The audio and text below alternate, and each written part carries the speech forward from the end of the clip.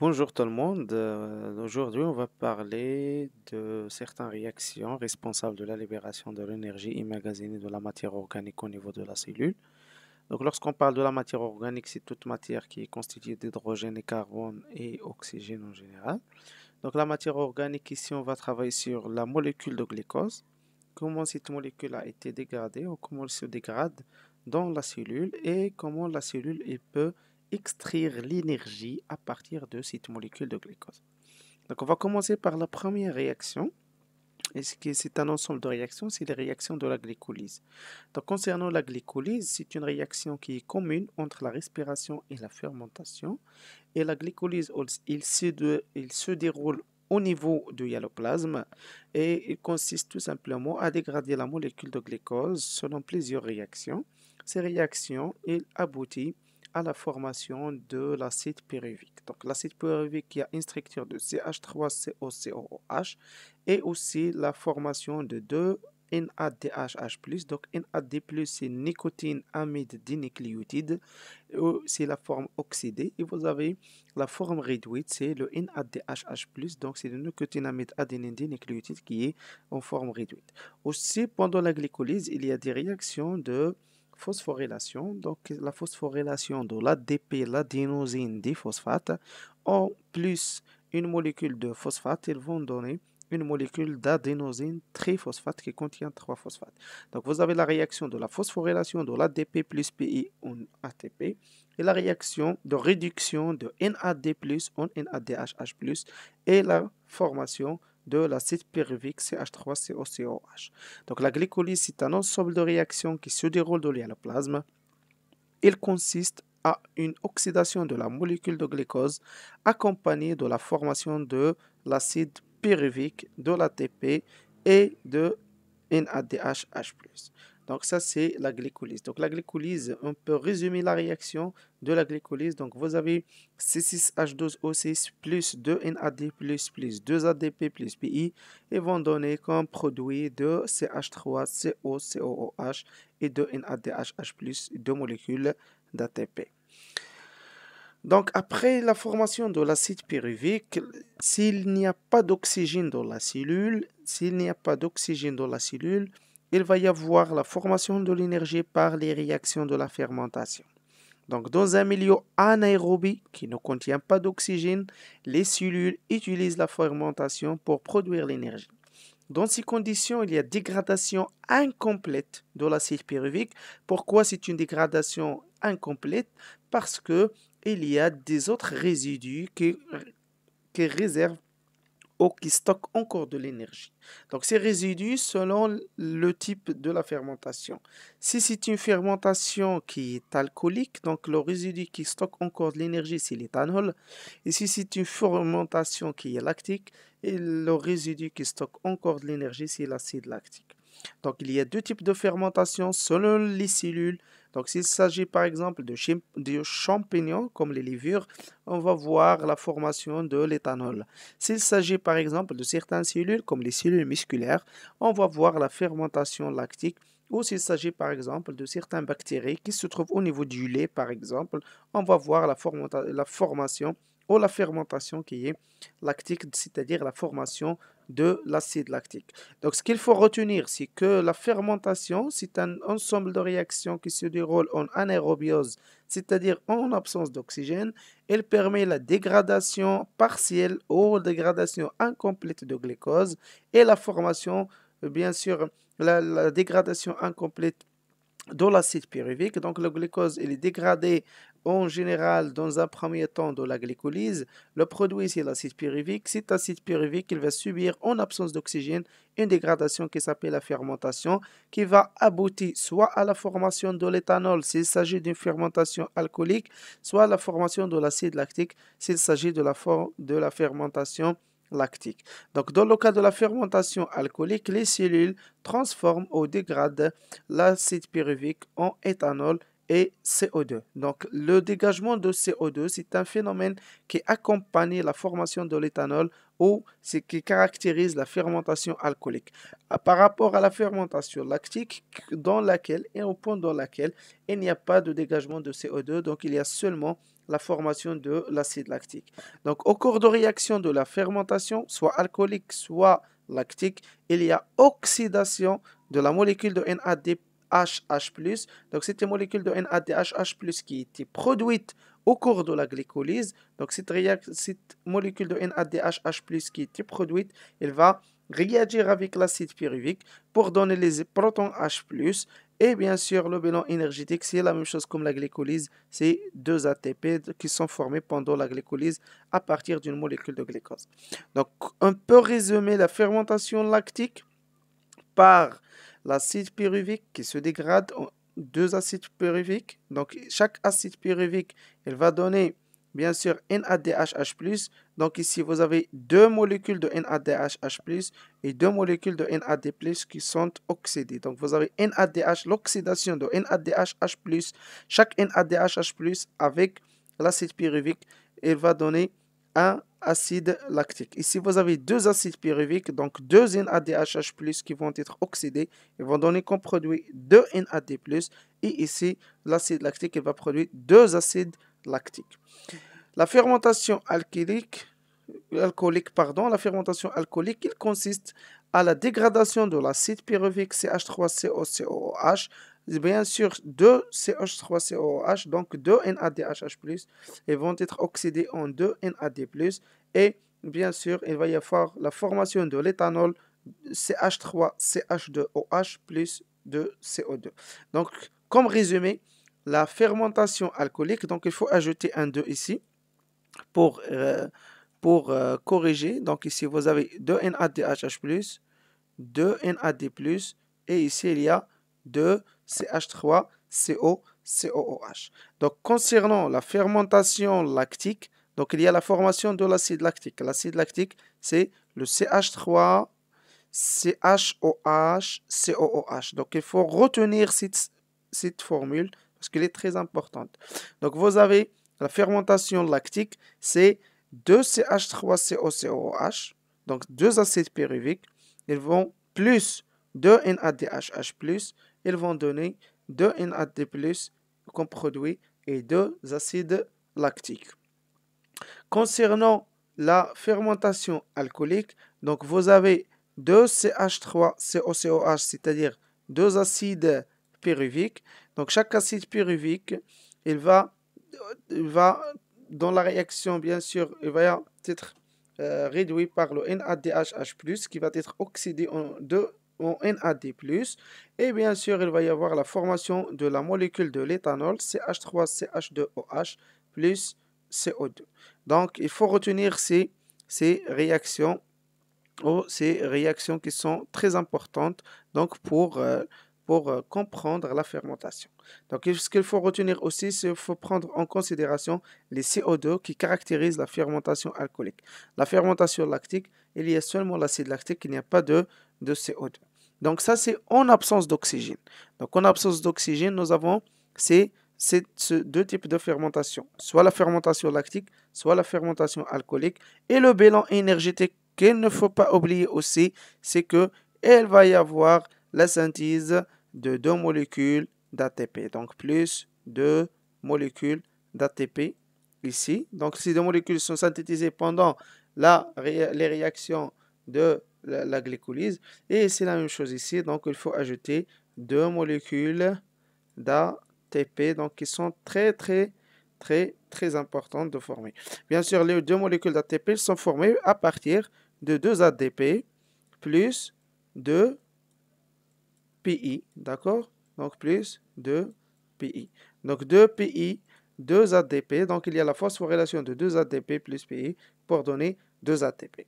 Donc, la fermentation alcoolique, c'est 2 CH3COCOH plus 2 ADP plus 2 PI plus 2 NADHH+, et vont donner à la fin, bien sûr, des produits de NAD+, de CH3CHOH, plus de CO2, plus de ATP. Donc, c'est ce qu'il faut retenir pour la fermentation lactique. Bien sûr, les 2 ATP, donc ici, les 2 ADP plus 2 PI, 2 ATP, donc ce sont des réactions qui sont les ATP qui sont produits pendant la glycolyse. Donc la fermentation, elle consiste seulement à faire l'inverse de cette réaction, c'est-à-dire à oxyder le NADHH+ en NAD+, et bien sûr, la molécule de l'acide pyruvique il va être mise en jeu pendant la fermentation et les mêmes ATP qui sont produits pendant la glycolyse.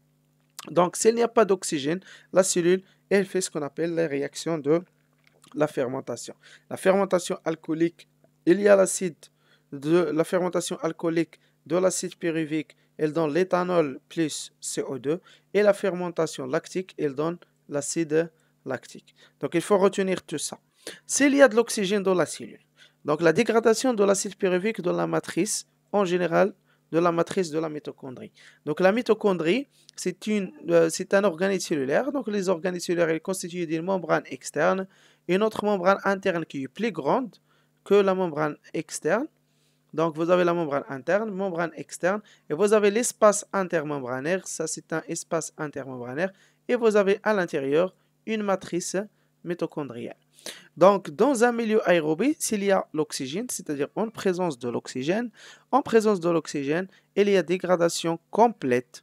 Donc, la fermentation, c'est une dégradation partielle et la respiration, c'est une dégradation qui est complète parce que il va y avoir la dégradation totale de glucose en CO2 et en H2O. Donc, la dégradation complète de l'acide pyruvique au niveau de la mitochondrie, accompagnée de la libération composée, qui est une magazine de plusieurs libération de certains composés qui ne contiennent pas de l'énergie. Il s'agit ici de CO2 et d'H2O. Ces réactions se déroulent dans la matrice de la mitochondrie comme suit. Donc vous avez dans un premier temps les réactions de la glycolyse. Donc les réactions de la glycolyse, le glucose, il va donner 2 ADP plus 2 PI, bien sûr pour former 2 ATP pendant la glycolyse. Les 2 NAD+, ils vont donner les 2 NADHH+, et bien sûr il va y avoir la synthèse de 2 acides pyruviques. Donc ça c'est la glycolyse. Donc la glycolyse, il se déroule au niveau de l'hyaloplasme. Concernant les réactions de la dégradation de l'acide pyruvique, donc cet acide pyruvique, il va entrer à l'intérieur de la matrice mitochondriale. Et au niveau de la matrice mitochondriale, il va subir la première réaction, c'est la formation de l'acétyl coenzyme A. Donc l'acide pyruvique, il va perdre une molécule de carbone, il va y avoir la synthèse d'une molécule de CO2. Donc, il s'agit d'une réaction de dicarboxylation. Lorsqu'on parle de dicarboxylation, c'est-à-dire qu'il va y avoir libération d'une molécule de CO2. Et aussi, vous avez une autre réaction, c'est une réaction de déshydrogénation dans laquelle le NAD+, il va transporter les hydrogènes pour synthétiser le NADHH+. Donc, chaque acide pyruvique, il va perdre une molécule de CO2 et il va participer de la formation d'une molécule de NADHH+, et bien sûr la formation de l'acétylcoenzyme A. Donc cette étape, c'est une étape très importante qui se déroule au niveau de la matrice mitochondriale qui s'appelle la formation de l'acétylcoenzyme A. Donc l'acide pyruvique perd une molécule de carbone et forme un CO2. Le NAD+, réduit en NADHH+, il y a formation de radical d'acétyl qui se lie avec une coenzyme A, ce qui donne naissance à un complexe d'acétylcoenzyme A ou acétylcoenzyme A. Donc la première étape ici au niveau de la mitochondrie, c'est la formation de l'acétylcoenzyme A. Directement après la formation de l'acétylcoenzyme A, il va y avoir certaines réactions qui s'appellent la réaction de cycle de Krebs. Donc ces réactions de cycle de Krebs, donc elles consistent à la liaison ou une réaction de l'acétylcoenzyme A avec un composé qui s'appelle l'oxaloacétate qui va donner le citrate. Après la formation de citrate, donc il va y avoir déclenchement de plusieurs réactions. À la fin de ces réactions, on va obtenir la formation de 3 NADHH+, une molécule de FADH2, une molécule d'ATP et 2 molécules de CO2 au niveau de la matrice. Donc le cycle de Krebs, c'est un ensemble de réactions de décarboxylation et déshydrogénation qui se déroulent au niveau de la matrice mitochondriale. Il consiste à la formation de 3 NADHH+, un FADH2, un ATP, 2 CO2 à partir d'une molécule de l'acétylcoenzyme A. Donc, ce qu'il faut retenir, c'est que pour toutes ces réactions, c'est pour une molécule d'acide pyruvique. Donc, pour 2 molécules d'acide pyruvique, il faut multiplier le bilan par 2 pour obtenir le total. Donc, pour 2 acides pyruviques, vous avez ici, pendant la phase de la formation de l'acétyl coenzyme A, 2 CO2, 2 NADHH+. Et pendant le cycle de Krebs, vous avez 6 molécules de NADHH+, 2 FADH2, 2 ATP et 4 CO2. Je répète, pour les deux acides pyruviques. Donc, chaque molécule ici, donc l'acétyl coenzyme A se lie à l'acide oxaloacétique, donc qui est composé de 3 carbones, et l'acétyl coenzyme A qui est composé de 2 carbones pour former une molécule de 6 carbones qui passe par un ensemble de réactions appelé le cycle de Krebs. Au cours du cycle de Krebs, il y a libération de CO2 pour une molécule de l'acide pyruvique et la réduction de NAD+ en 3 NADHH+, et la réduction d'une molécule de FAD en FADH2 et bien sûr la production d'une molécule ATP. Il faut multiplier par 2 pour le deuxième acide pyruvique. Parce que pendant la glycolyse, nous avons 2 acides pyruviques. Et chaque acide pyruvique, il subit ces réactions. Donc, pour vous faciliter les choses, donc je gomme tout ça. Donc, pour mettre le diapo original, donc pour faciliter donc, la lecture et pour vous compreniez ce que je dis. Donc, ce que vous avez ici, donc je répète comme bilan avant de passer au diapo suivant. Donc, je répète, donc pour une molécule de l'acide pyruvique, donc vous avez une molécule d'acide pyruvique. Donc, pour chaque molécule d'acide pyruvique, une seule, vous avez la première étape, c'est la dégradation de l'acétyl coenzyme A. La deuxième étape, c'est le cycle de Krebs. La formation de l'acétyl coenzyme A, et l'acétyl coenzyme A, il est formé à partir d'une seule molécule d'acide pyruvique. Cette molécule d'acide pyruvique, elle va perdre un carbone, donc elle va participer de la formation de CO2. Donc, on parle d'une réaction de décarboxylation. Et vous avez ici une autre réaction, la formation de NADHH+. Donc le NAD+, il va capter les hydrogènes. Donc on parle d'une réaction de déshydrogénation. C'est la même chose pour le cycle de Krebs. Donc après la formation de l'acétyl coenzyme A, cet acétyl coenzyme A, il va entrer en réaction avec l'oxaloacétate pour déclencher le cycle de Krebs. Là, ce cycle de Krebs, c'est un ensemble de réactions de décarboxylation et déshydrogénation. C'est-à-dire il va y avoir libération de CO2 et la synthèse de certains pouvoirs réducteurs comme le NADHH+, et le FADH2. Et chaque acide pyruvique dégradé, elle donne chaque acétyl coenzyme A dégradé, il va donner 3 NADHH+, une molécule de FADH2, une molécule de l'ATP.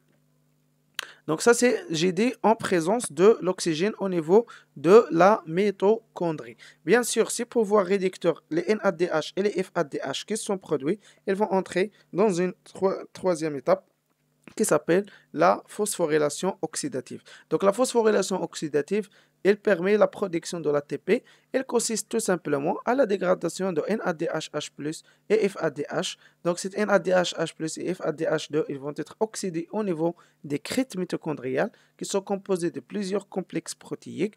Et bien sûr, ces pouvoirs réducteurs, elles vont céder leurs protons H+ et leurs électrons à des protéines intégrées de la membrane interne de la mitochondrie. Au cours de transfert des électrons par la chaîne respiratoire, il y a un pompage de ces protons H+ de la matrice vers l'espace intermembranaire et l'on résulte un gradient de protons H+ de part et d'autre de la membrane interne. Ce gradient constitue leur réserve d'énergie. Les sphères pédonculées permettent le retour des protons H+ de l'espace intermembranaire vers la matrice et utilisent l'énergie souffle proton pour catalyser les réactions de la phosphorylation d'ADP plus PI en ATP. Et en même temps, l'oxygène est réduit en recevant des protons H+ et des électrons selon la réaction. Donc, 1 sur 2 O2 plus 2H+, plus 2 électrons vont donner l'H2O. Pour mieux vous expliquer toutes ces étapes, je vous avais ici la membrane interne de la mitochondrie, donc ce qui est en vert. Vous avez la membrane externe et vous avez aussi l'espace intermembranaire. Donc, comme explication, donc il faut suivre avec moi. Donc, regardez ici, vous avez la mitochondrie. Donc, la mitochondrie ici, elle est constituée d'une membrane externe, membrane interne, espace intermembranaire et la matrice mitochondriale. Donc, la matrice ici, elle est en vert. Donc, on zoome un peu. Donc, vous avez ici l'espace intermembranaire. Ici, vous avez la matrice. Ici, vous avez tout ce qui est lié avec la membrane interne de protéines et de complexes protéiques. Donc, le complexe numéro 1, 2, 3 et le complexe numéro 4. Ici, vous avez certains transporteurs des électrons. Le complexe 1, 2, 3 et 4, ce sont des transporteurs de protons et d'électrons. Donc, l'oxydation de NADH+ produit deux cycles de Krebs et FADH deux cycles de Krebs. Donc, au niveau du complexe numéro 1, l'oxydation de NADH, il va donner les électrons au premier complexe, puis les électrons ils vont être transportés dans la totalité de la membrane interne. Les protons H+, ils vont sortir vers l'espace intermembranaire. Donc ces électrons, ils vont participer, ils vont créer ce qu'on appelle un gradient électrochimique pour sortir les protons H+ de la matrice vers l'espace intermembranaire. Donc ces électrons qui sont transportés, donc ici vous avez ces électrons, donc après vous avez la sortie des autres protons H+. Donc ici vous avez la sortie des protons H+ dans le premier complexe, le troisième complexe et le quatrième complexe. Si vous comptez le nombre des protons H+, vous trouvez qu'il y a la sortie de 6 protons H+, par une molécule de NADH+. Concernant le FADH2, il va être oxydé pas par le premier complexe, mais par le deuxième complexe protéique. Donc regardez ici le FADH2, il va être oxydé, donc il va donner 2 électrons, 2 protons H+. Donc ces électrons, ils vont être transportés par les protéines dans la chaîne respiratoire. Il va participer, regardez ici, en même temps, donc il va y avoir la sortie des protons H+, et regardez les électrons ici. Donc les électrons, à la fin, ils vont être captés par la molécule de l'oxygène, plus 2 molécules de l'hydrogène, et il va y avoir à la fin la formation d'une molécule d'H2O. Donc cette réaction, c'est une réaction de réduction de l'oxygène. Donc l'oxygène plus 2 électrons plus 2 H+, c'est une réaction de réduction de l'oxygène pour donner H2O qui est l'eau. Donc ici, vous avez dans un premier temps, donc on a ici, on a l'oxydation de NADH, l'oxydation de FADH. Ici, nous avons la réduction de l'oxygène. Donc oxydation de NADH, oxydation de FADH, et nous avons la réduction de l'oxygène et la synthèse de la molécule de l'eau. Donc, ce qu'il faut retenir aussi, s'il n'y a pas de l'oxygène, s'il n'y a pas de l'oxygène dans le milieu, il ne va pas y avoir ces réactions au niveau de la membrane interne de la mitochondrie et toutes les autres réactions vont être bloquées. Par exemple, si vous avez un blocage au niveau de ces complexes protéiques, il va y avoir directement le blocage de la chaîne respiratoire. Et s'il y a blocage de la chaîne respiratoire, donc la mitochondrie va se paralyser. Donc, donc on peut aussi parler d'une asphyxie au niveau au niveau des cellules. Donc le blocage, s'il n'y a pas d'oxygène, donc l'oxygène, regardez l'oxygène, quel est le rôle de l'oxygène? Donc l'oxygène, son rôle, c'est qu'il accepte les électrons. Donc l'oxygène, c'est le dernier accepteur des électrons. Donc cet oxygène, molécule réduite qui accepte les électrons, donc s'il n'y a pas de l'oxygène, il n'y a pas de formation il n'y a pas de respiration au niveau de la mitochondrie, donc au niveau de la cellule. Donc il y a un blocage de la respiration, c'est-à-dire la cellule, elle va produire l'énergie seulement par la fermentation. Donc après la formation de l'eau, etc., donc regardez, à un certain moment, tous les protons H+ sont présents dans l'espace intermembranaire. Il y a presque rien ici au niveau de la matrice. Donc, ce qu'on appelle ça, c'est ce qu'on appelle un gradient électrochimique. C'est-à-dire, le nombre des protons H+ au niveau de l'espace intermembranaire, il est important par rapport à la matrice mitochondriale. Donc, pour revenir à l'équilibre, qu'est-ce qu'il va faire la cellule? Donc, il va retourner les protons H+ par l'ATP synthase. Donc, l'ATP synthase ou la sphère pédonculée, il va participer de le retour des protons H+ vers la matrice mitochondriale, de l'espace intermembranaire vers la matrice mitochondriale. Ce retour des protons H+ de la matrice vers l'espace vers la matrice, c'est-à-dire de l'espace intermembranaire vers la matrice, il va déclencher certaines réactions de phosphorylation. C'est-à-dire il va y avoir la fixation de groupements phosphate sur l'ADP, c'est-à-dire l'ADP plus PI, elle va donner l'ATP. Donc ce retour des protons H+, le retour des protons H+, qui participe dans la formation de l'ATP. Donc on parle d'une phosphorylation oxydative. Donc la chaîne respiratoire, c'est la dernière étape dans laquelle il y a formation de l'ATP.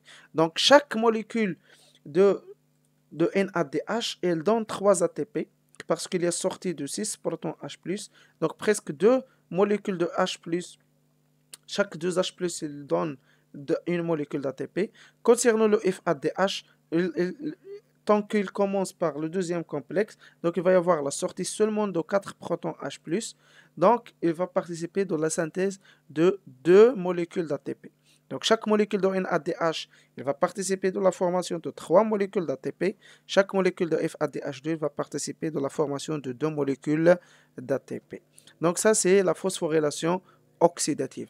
Donc ce que j'ai dit, ce que j'ai expliqué tout de suite, c'est ce que vous avez ici. Donc au niveau de la membrane interne mitochondriale, donc voilà la membrane interne de la mitochondrie, il y a une oxydation des transporteurs NADH et FADH.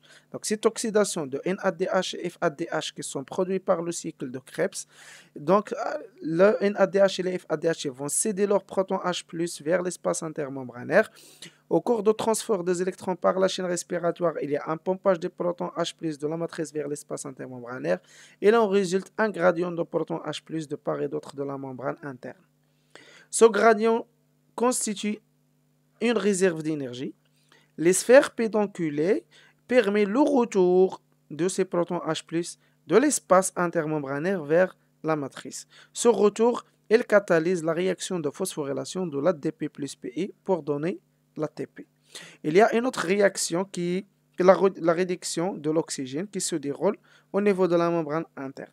Donc cette réduction de l'oxygène, elle donne donc une molécule d'oxygène plus 2H+, plus 2 électrons, et elle donne une molécule d'H2O. Donc vous avez l'oxydation de NADH, l'oxydation de FADH, la réduction de l'eau, et vous avez la phosphorylation oxydative de l'ADP plus PI en ATP, donc au niveau de la phosphorylation oxydative. Donc en présence d'oxygène, nous avons presque 3 étapes. Donc s'il y a l'oxygène, l'acide pyruvique, il va donner dans un premier temps l'acétylcoenzyme A, puis cet acétylcoenzyme A, il va déclencher les réactions de cycle de Krebs. Les pouvoirs réducteurs synthétisés ils vont entrer dans la membrane interne de la mitochondrie pour subir la phosphorylation oxydative et à la fin, il va y avoir la synthèse de l'ATP. Donc, comme bilan énergétique, donc, concernant la fermentation, donc, nous avons 2 molécules d'ATP pour la fermentation et pour la respiration cellulaire. Donc, la fermentation, nous avons 2 ATP. Pour la fermentation cellulaire, la respiration cellulaire, nous avons 38 ATP. Concernant la fermentation cellulaire, nous avons 2 ATP seulement. Donc, on peut résumer le bilan énergétique. Donc, concernant une molécule de glucose, il va subir au niveau du alloplasme une dégradation de la glycolyse, dégradation de glucose, c'est la glycolyse. Elle va donner 2 ATP, 2 NADH+ et 2 acides pyruviques. Donc ces 2 ATP, chaque ATP, donc c'est l'équivalent de 2 ATP, donc c'est normal. Chaque 2 NADH+, donc chaque NADH+, donc ici nous avons 2 molécules de NADH+. Donc 2 molécules de NADH+. Donc chaque molécule de NADH+, c'est l'équivalent de 3 molécules d'ATP. Donc 3 fois 2 fois 3, donc 6 molécules d'ATP pour la glycolyse. Donc c'est pendant le cycle de Krebs. Donc nous avons pour l'acétylcoenzyme A la formation de 2 NADH+, donc pour les 2 acides pyruviques. Donc 2 fois 3, chaque NADH, il produit 3. Donc c'est l'équivalent de 3 ATP, donc 6 ATP. Pour les NADH+, donc c'est la même chose ici, donc on va multiplier par 3, donc ça c'est pour le cycle de Krebs. Donc ça, pour le cycle de Krebs, chaque molécule de NADH+, chaque molécule de NADH c'est l'équivalent de 3 ATP. Donc 6 NADH pour les 2 acides pyruviques, donc ici vous avez 2 acides pyruviques, donc il faut noter 2 acides pyruviques. Donc pour les 2 acides pyruviques, donc vous avez ce total-là. Pour les FADH, chaque FADH, donc l'équivalent de 2 molécules d'ATP, donc 2 fois 2, donc c'est 4 ATP. Et au niveau du cycle de Krebs, nous avons une molécule d'ATP pour un acide pyruvique, 2 molécules d'ATP pour 2 acides pyruviques. Donc au total, nous avons 2 ATP. Donc si on compte le nombre, donc on va trouver pour la respiration 38 ATP. Donc, si vous avez des questions, n'hésitez pas de les poser dans les commentaires. Merci pour votre attention. Merci aussi de liker la vidéo, de s'abonner dans la chaîne. Et merci pour votre attention.